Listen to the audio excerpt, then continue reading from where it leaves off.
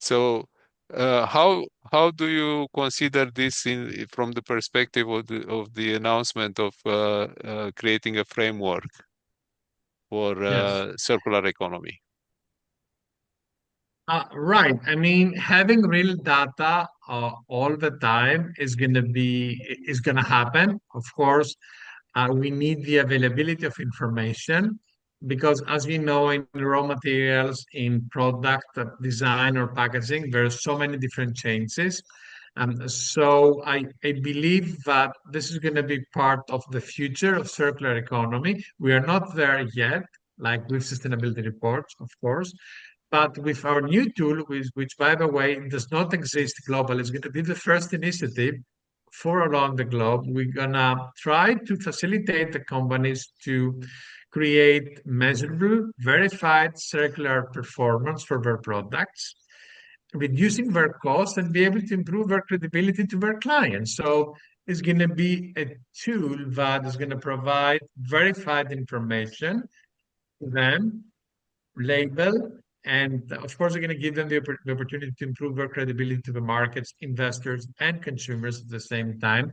And this is what the market needs right now from the circular economy perspective. It's not only the concept, which is great, we need practical, tangible results so they can pick up one product against another and punish a producer that is not using sustainable materials, for example, or Hmm. is not giving a lot of attention to waste management or is not using reused material and so on.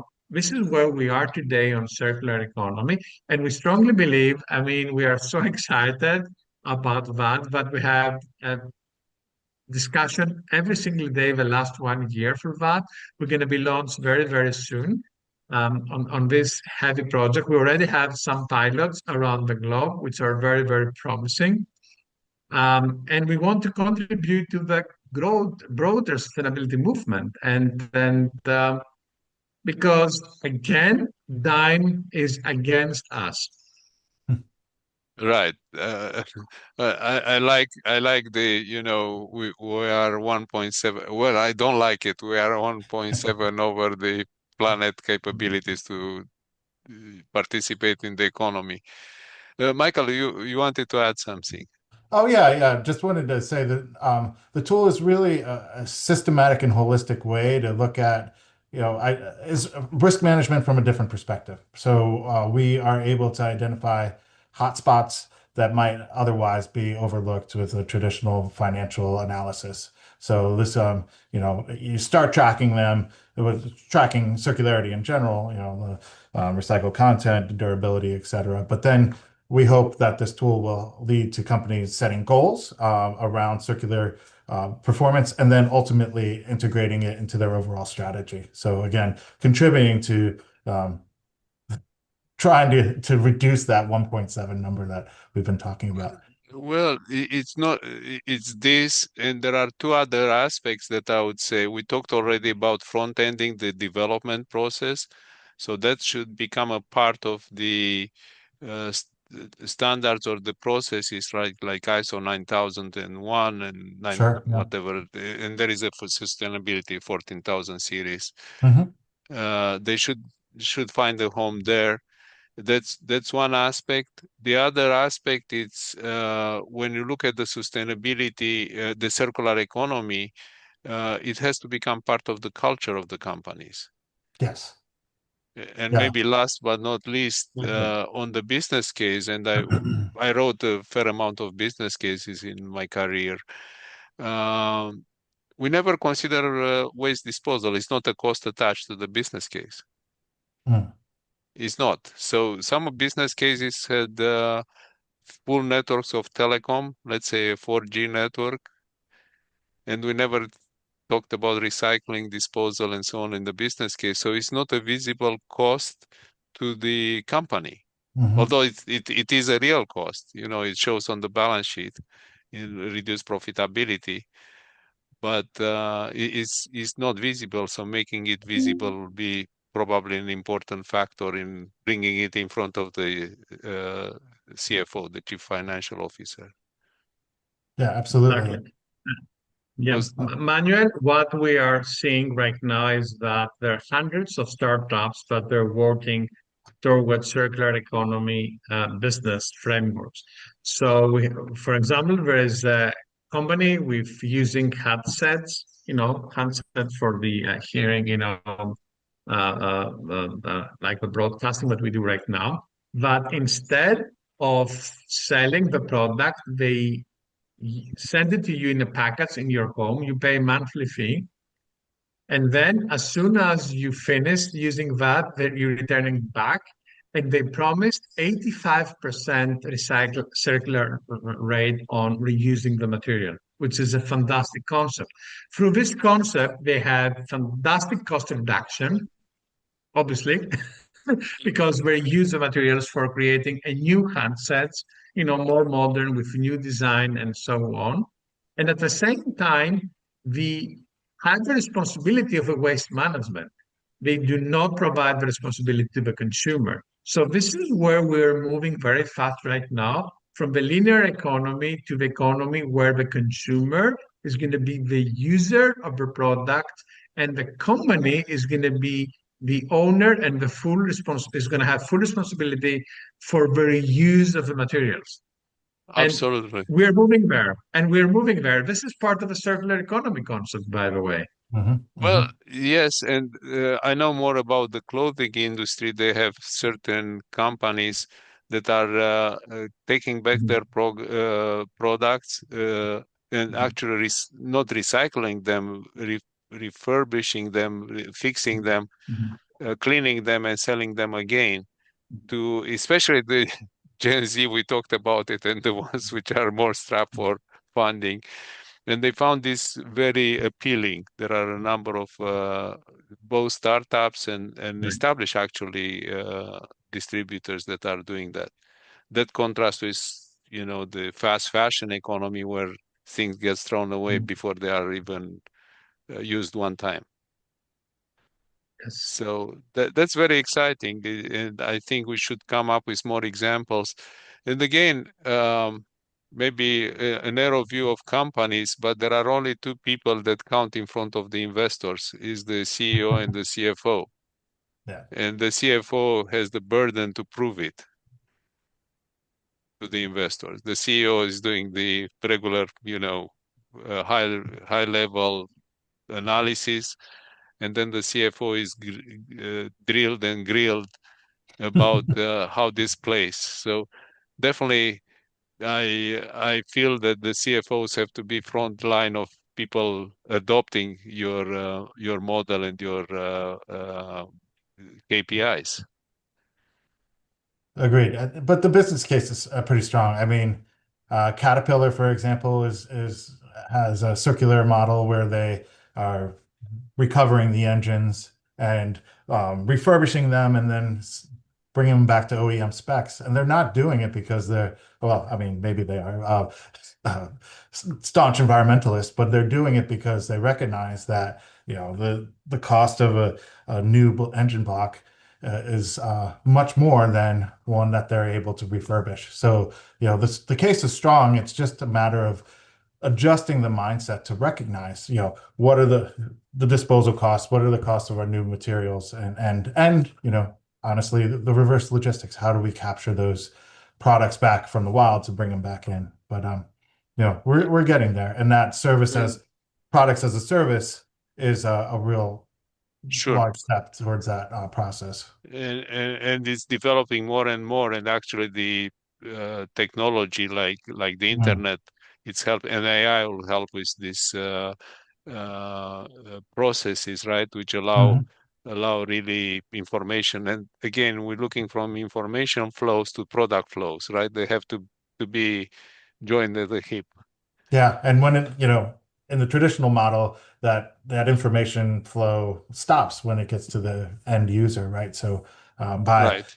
with the subscription model, kind of keeps it into the same system, so it makes it a lot easier to It, to it, disseminate it, and it use. stops, it's aggregated, it's delayed, and eventually nobody, can figure out what was the original information anymore. Yeah, but yeah, exactly, exactly. So we need a circular economy for the circular information economy as well. Hmm. And you definitely bring the very clear models. I think the sustainability is moving in general as a trend, and I would like to get your reading on it. It's moving from being an aspiration to being a business fact. Circular economy, packaging, labeling, and so on.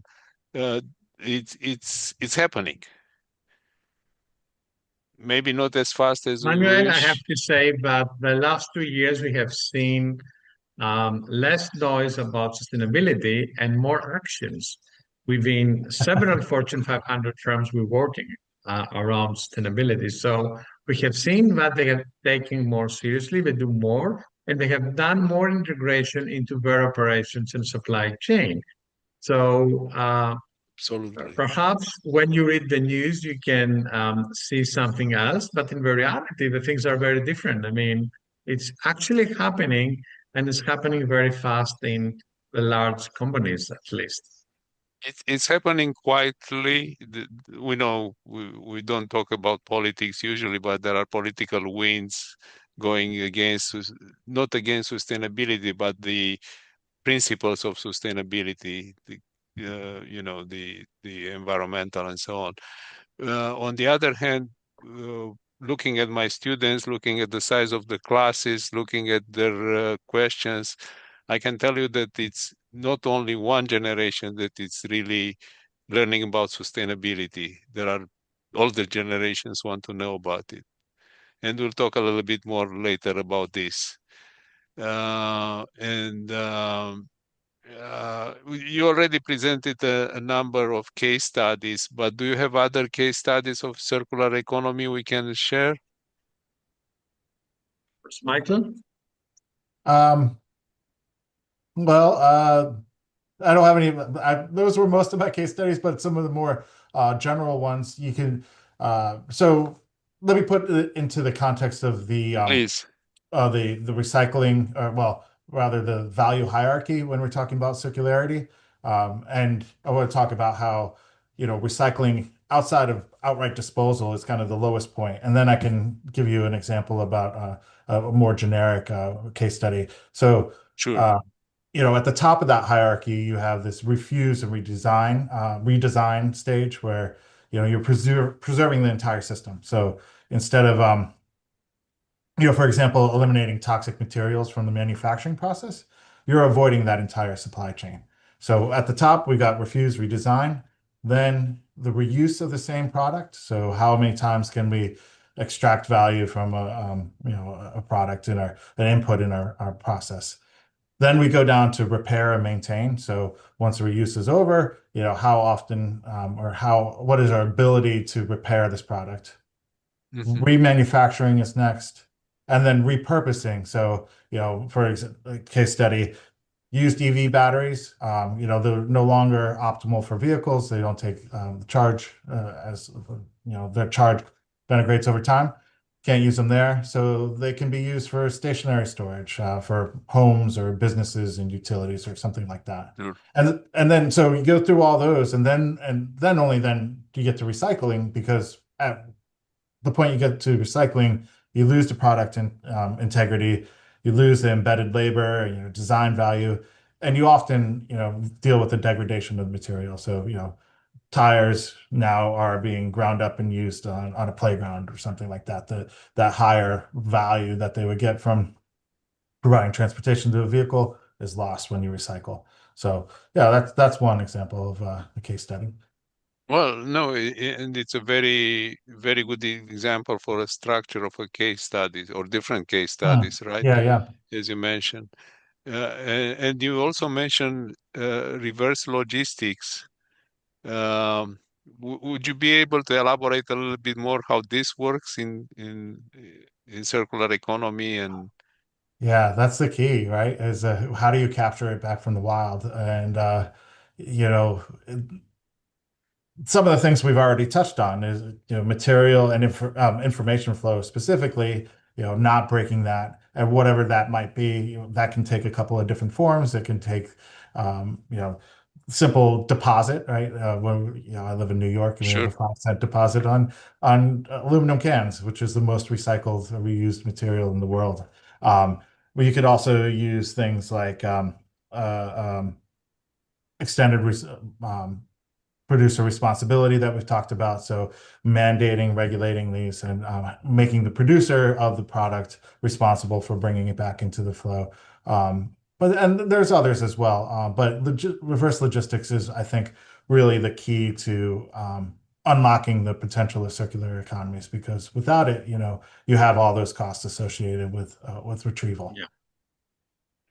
And Manuel, sometimes please you go don't ahead. need reverse logistics, if I can say.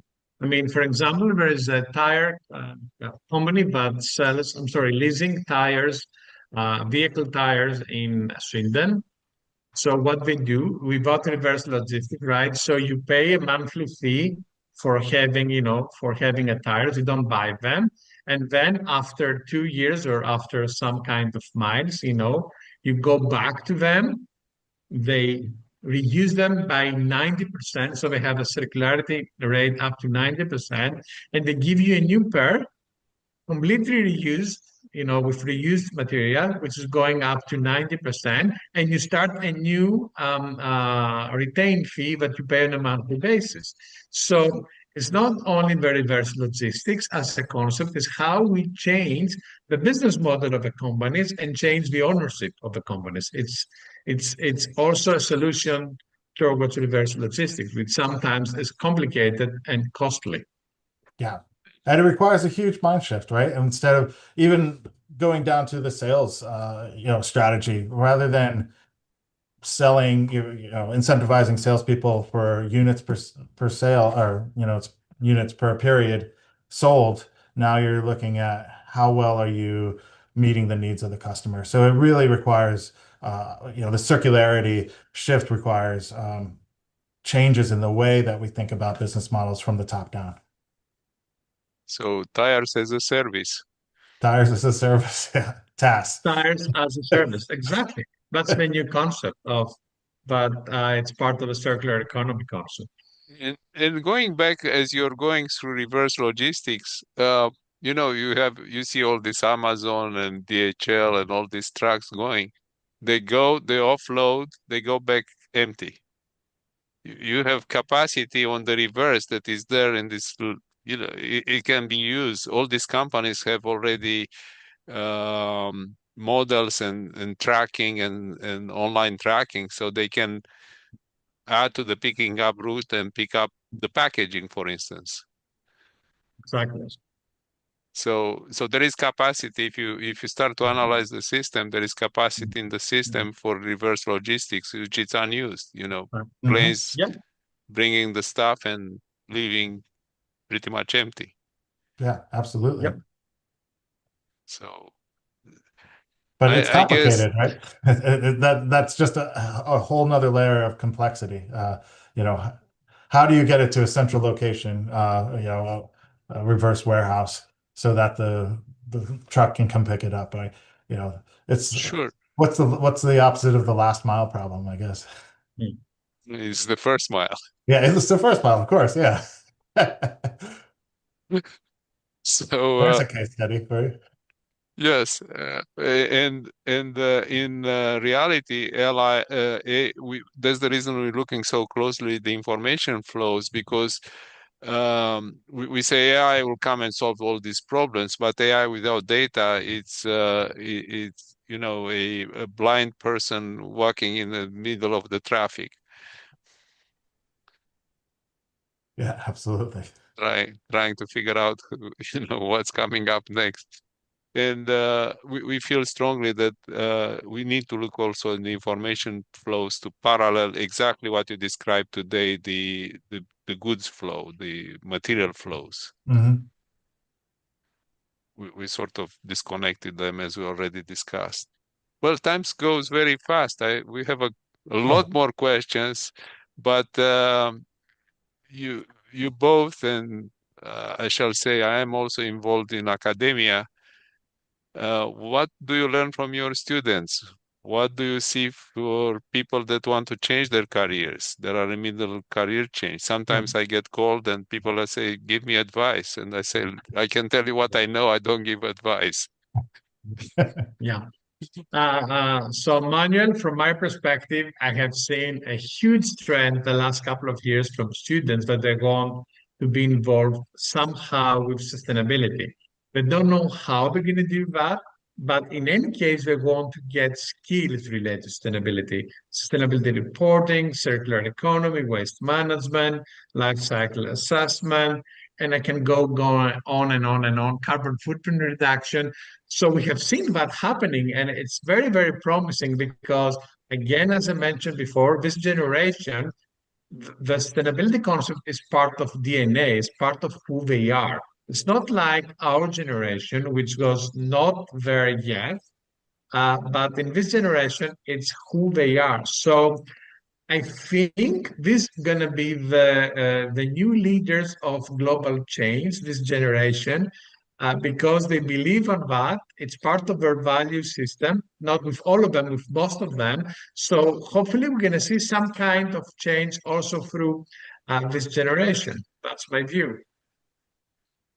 Yeah, I would echo like the technical skills around sustainability, particularly now it's kind of becoming more codified and universal. So life cycle assessment, greenhouse gas reporting, sustainability reporting, particularly CSRD, ESRS, but also more generally, I would encourage my students. I do encourage my students to understand data analysis, how not only how to crunch the numbers, but to make it useful information, critical thinking skills.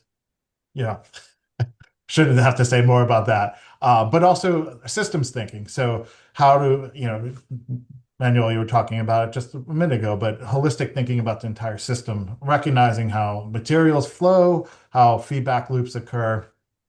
All of those things are really crucial in not only circularity, but sustainability.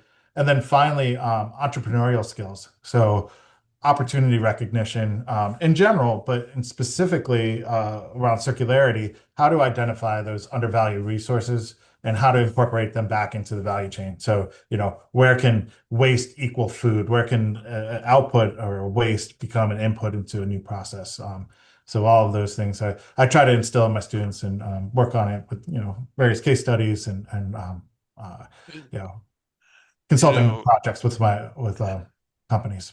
and supply is homework for myself. I started to look at system thinking and uh, people fail many times. Again, linear versus circular feedback mechanism, right? And we have different names. I found out we call it unintended consequences. Mm, But one interesting recent book, recent not, it's probably out of print by now, talked about the two parallel flows, materials and information, and points out that we don't synchronize them. mm. We don't move them in the same time, in the same direction. As we talk a lot today about it, right? Circular economy is built on the capability to move the information with the product from the start to the end and back to the start again. Hmm. Hmm. So we need more work in system thinkers.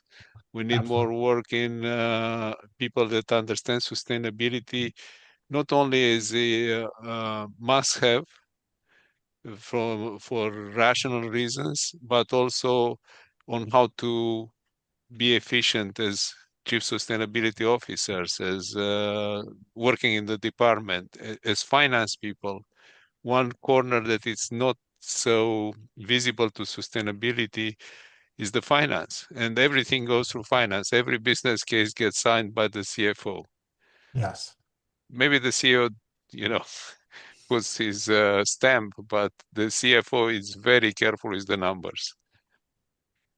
Yes, Yeah. and Manuel, we have seen the last couple of years a lot of resistance on behalf of CFOs to understand sustainability. I'm not going to use the term accept, but understand sustainability. because they still don't believe it's not part of their job or part of what we're doing. On the other side, we have seen that the typical economical data are considered past, while sustainability data are considered the future. So we have seen more and more integration of financial data with sustainability data, especially in Europe, if we have to be honest. And this integration is going to go on and on and on. And suddenly, sometime soon, the CFO is going to realize that the old data that he has been learned to using is going to be replaced by new data. So Mm. this is where we are right now in the transition phase, also for CFOs, even if you have not realized that. Well, right. And you mentioned Europe and you mentioned double Yeah. materiality implicitly in mentioning euro, which is Yeah. really a key pillar of Mhm. sustainability reporting. So the CFO has to sign to sustainability regardless if she or he likes it or doesn't, because it's part of the financial disclosure. Financial disclosure, of course, comes with a lot of liabilities for the CFO, Mm. It's sometimes true. personal, depending on the regulations, right? The company. Another aspect is um, when you talk to people that work for large companies, but there are domiciled headquarters rather in the US or outside the EU, Mhm. they say, "Oh, this is a EU problem." Well, it's not. And it's really I think the finance people will figure out a few things. It goes into the price of their bonds and risk, right? Loans, bonds, Yeah. stock eventually. And when they look at the insurance or lack of insurance for certain parts of the business, they have to assume more and more risk. For instance, in cybersecurity, initially they were easy insurance, right? Now as the cybercrime grows, the insurance goes up or is unavailable, has so many caveats that you don't buy. So the CFOs are coming along, maybe not as fast as we wish, but I think our mission as educators and as we talked about in the Center of Sustainability, we um, certification and all these programs that help Yeah. companies moving forward. And you mentioned, Nikos, there is some generational resistance. We should recognize that those people are in the middle or toward the end of their careers, so they naturally more resistant to um, Exactly. changes of temperature and sustainability. Yeah, that's the case, Manuel. And this is a natural reaction, human reaction, I have to say, for most of us. But at the same time, doesn't mean that we should not all educated on time, and we should not all have the appropriate education. And sustainability is a topic that really affects all departments and divisions of a company or even a government agency, right? So, I have to say that it's a must for everybody. That's why CSE is celebrating 20 years of leadership in sustainability education this year. We Wow. have trained almost 90% of Fortune 500 firms and any major government, particularly in North America and Europe, the last couple of years, 6 continents, 95 countries, 11,000 plus certified practitioners on circular economy, on ESG, on all these aspects. We have such a huge history there, and we are so proud about that because we play a significant role to have a change into this particular concept and boost people to understand better sustainability. Even younger people or older people, doesn't matter. So we're very proud about that, and perhaps Michael is going to say more about that. I mean, yeah, I'm very proud to be part of this, and I've gone through, conducted a number of trainings, and I think it's all about, when we're trying to talk to the CFOs, it's about adopting their language and what is their value. So, Manuel, you mentioned risk and, cost of capital and all of these things. Sure. Sustainability performance drives down risk and it decreases cost of capital. And we have empirical studies that show that. So, these are the things that resonate with the CFOs, and they may not be an environmentalist, but they sure as heck, recognize that. So, that's the kind of the work we do at CSE with trainings. In one of the previous interviews some time ago, we actually talked about people being multidisciplinary, but we came across the term of transdisciplinary. You have to speak multiple languages, right? Mm-hmm. Code switch, What yeah. what its risk for a CFO is not risk for a designer. Yeah, and it's Exactly. recognizing And sustainability. perhaps there is an opportunity for a marketing guy. I, I think we'll leave it for the next talk, but I think marketing is misunderstood because people associate marketing only with the glossy printouts and messages and so on. Sometimes more fair than in others, right? Sometimes a little bit rounded around the corner. But marketing it's actually about creating the business cases and the business plan for a product.